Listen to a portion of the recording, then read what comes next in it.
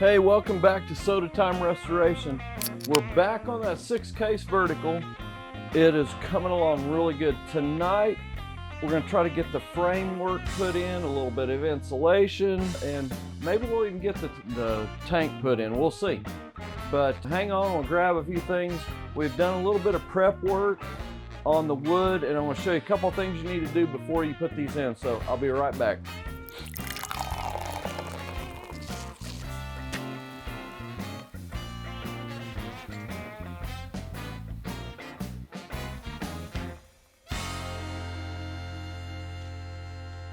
Hey, welcome back. I like this part of it, getting the tank put in, the drain installed. This is a part I really enjoy doing. But make sure the wood on these 6-case verticals or those 110s, they're usually not any fun. A little bit of wood rot out. Luckily on this one, I didn't have to cut any wood or try to get some wood. But one thing you want to make sure of after you get it all sanded down, make sure you take a drill and each one of the thread inserts that are in there, take a drill, or if you got a tap, whatever you got, run your drill down through there, get a good thread cleaning.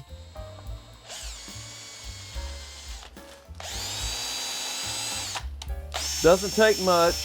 If any of those little holders that the bolt is going into, if they're a little bit loose, get them out. You can get those from Funtronics or Soda Jerk Works. Either one of those should have them. I will show you one that is rusted off. Typically, the ones at the lower are always the issue. So let me show you how one looks. When they get loose, they're gonna pop out like this. And usually the bolt breaks off when you're trying to get them out. Get brand new ones, put a brand new insert in. They'll look like this. New bolt.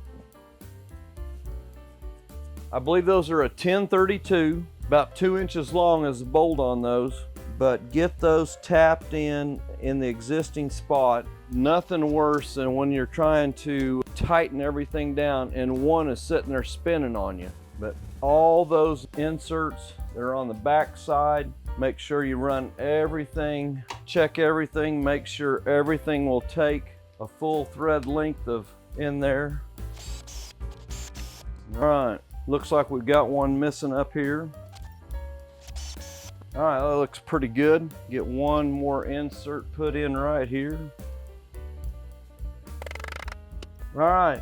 Let me get my stain out and we're going to put a little bit of stain on these. I like doing that just to give it a little bit of protection. Since we've done some sanding on it, kind of gives it a little bit, seals the wood off. Tonight I'm using, if you're familiar with any wood stains, this on the Minwax series, I'm using the Colonial Maple 223.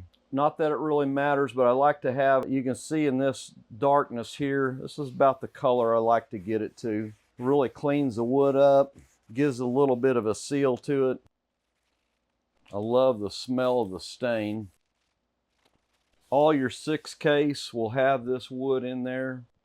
It's probably not super critical that you gotta get the wood covered, but I just like doing it while I've got the wood out.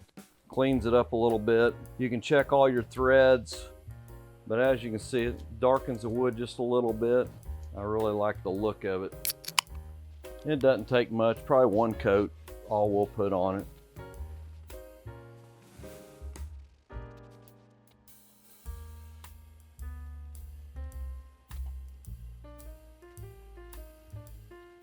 If you've been watching in the background, got a little Pepsi machine, VMC 56 I believe, that we're just kind of doing a cleanup on. Had a rusted out tank. We'll be doing a series on this little Pepsi, how to take the tank out, what to do in a rust out situation.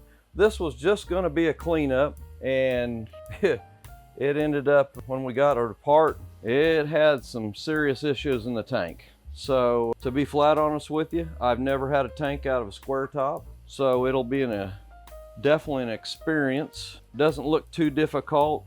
Presser looks like something out of a Cavalier 72. got it out. It was working fine. Thermostat was just a little bit weak, not coming back on at the proper times. Got really cold though. Boy, that really cleans that up nice. All right, 2 more pieces. There is times if you're looking for wood, I think I've seen it on both sites, Funtronics or Soda Jerk Works. So if you got that 6 case vertical, and I can only imagine if it's like most of the 110s I have worked on, look at that wood. If you're thinking about doing it, you can take wood and try to make these cuts. There's a lot of cuts on these. You'd think that's not that tough. There's a lot of cuts. I've cut this bottom board out before, and it's a trick. It can be done. If you got a good saw system for wood, it's probably not that big a deal. That I did not have. Where it's ripped, in some areas ripped down to a different size, would have needed a planer or a router or something to keep it nice and level. But it can be done. If you picked up a machine, if you're looking, that is something you definitely want to be aware of. Like when that wood is gone, it makes things a little bit loose in there. All right, 1 more piece here.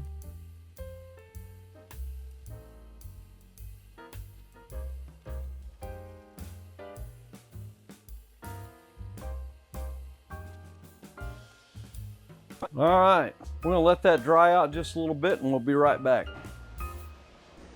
All right, let's get the wood put in right now. Not too big of a trick to get the wood in. I struggle getting it out, trying to get it out in one piece, but with everything detached, life is a lot easier. Put your bottom piece in first, set it into the groove. Put your top rail piece in next. I'm not gonna put any screws in. I'm gonna fit this thing in there loose right now because there's one piece we've got to put in here. This piece right here, make sure that piece gets in put. It needs to go in right here. And if you want to, you can take a little bit of tape and hold that into place. But that needs to go into that spot right there with the back side to the wood. So it'll be sitting on there just like that. We're gonna get a little bit of tape and we're gonna tape that in right quick. Just kind of hold it in place while we're getting it set there, just like that. Get your right leg put in, set it in there loosely right now. Take your top piece, put it in, it'll kind of pop into place, like so. And then take your left leg, I would call it the left side, and you're gonna find a little slot that this is gonna set into. And I like to put this top piece in first and put it in an angle like so. So it's riding on top of the bottom wood. And everything is obviously loose right now. If you can kind of tap this one into place, might need a little bit of a hammer, like so. We're ready to put some screws to it. So make sure this top piece is in where that little bracket is at, but we're ready to go. We'll tie all the corner ones in here first. These are a number 8 by 1.5 inches. Got all new stuff. Some of the stuff was pretty decent, but I went ahead and bought new for all this on the wood part of it. Try not to over tighten. We'll come back in and tighten these up. And 2 more. There we go. Get those first ones in. That'll kind of hold it in place. And we'll go to our next step here and we'll put some perimeter ones to hold it into the framework. So hang on, let me grab those.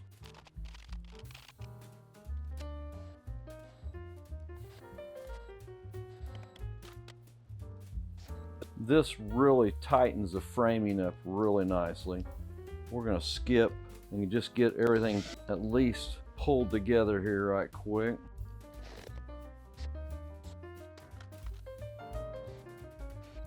All right, we don't have them all in. We'll go to the next step here. Hang on, I'll grab a few things. I'll be right back. All right, your next step, once you get all your exterior screws in, wood screws in, that pulls that wood up there next to the framework, gets everything really tight. So if you remember, we put new inserts in back there in some areas. This is a critical piece. You got a hinge, that a very large, heavy door. you want that the best you can get it. You don't want a door hanging. You don't want one that you put the screw in and you can tell. I like putting the hinges on now because you can see in the back if it's going through. Make sure your lock nut on the back there, not really lock nut, but the insert that's back there on the back, you want to make sure that is in there at this point, where if you wait to put these hinges on after you put the tank on, that's a little bit tough.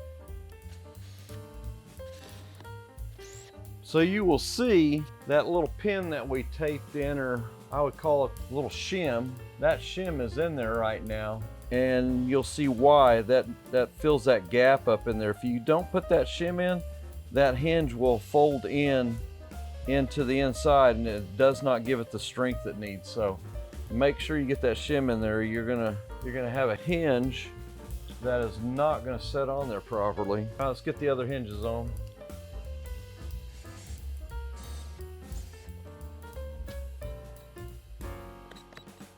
All right, one more hinge.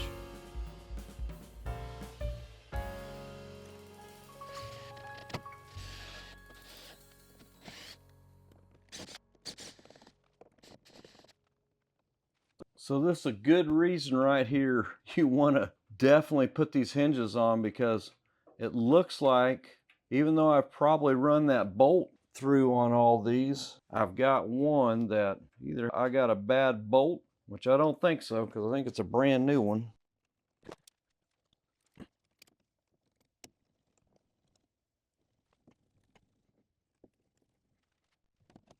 We're going to take this insert out. Obviously, it's why you want to put them hinges on now, not later, just because of this problem here. So here's the culprit, and it may just been a bad thread. I don't know. I run a bolt through all those, but as you see right there, it stops. No more. So always buy extra, and I did test drive it on our new, and that's the way it's supposed to go through. So let's tap that back on.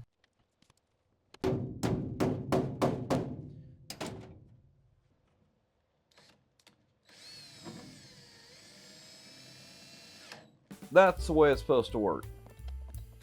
Very nice, very nice. One thing to remember when you're putting the last of those screws in, there is a set of screws, and we'll probably get to them. I'm going to be laying this on its back to get to those, but there will be a set along the bottom here that screw into that bottom board also. So hang on, we're going to get this laid down and we'll try to get some insulation in it. So I'll be right back.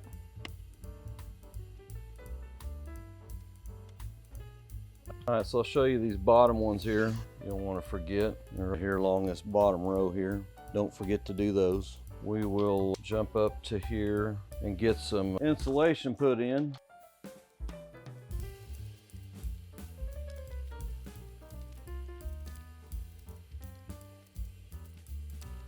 I think we're ready to put the tank in. Take you some tape at this point so it slides in all right.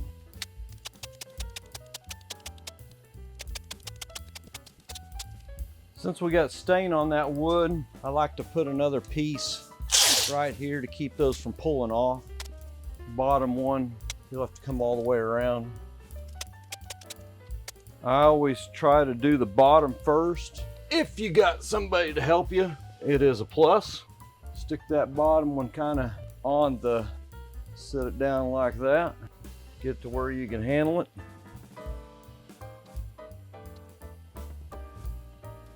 There's a set of screws. If you got those, they will give you a little bit of trouble. We'll try to work past it here so you can see how we do it here.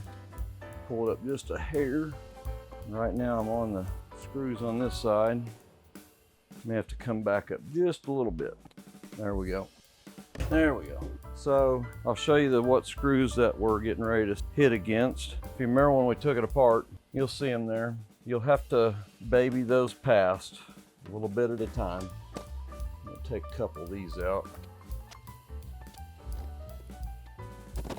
There we go. This side screws are in. They're past the wood already, so we got to get these past. And they're pretty close. Look like they're almost down in there right now. They're about halfway point.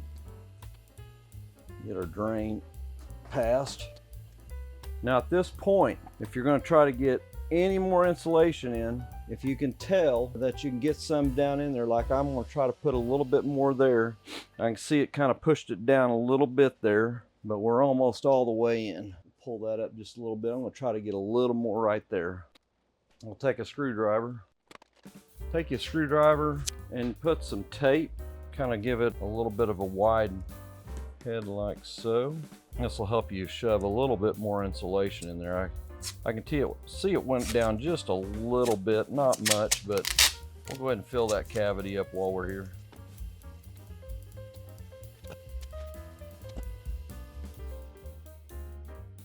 Okay, I think we got all the insulation in. Go ahead and pull your tape.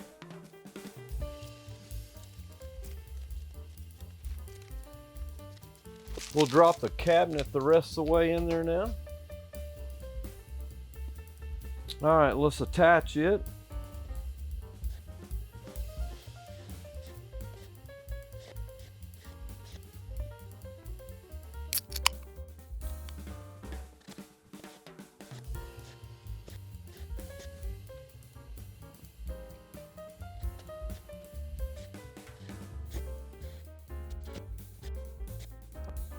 It has gained a little weight.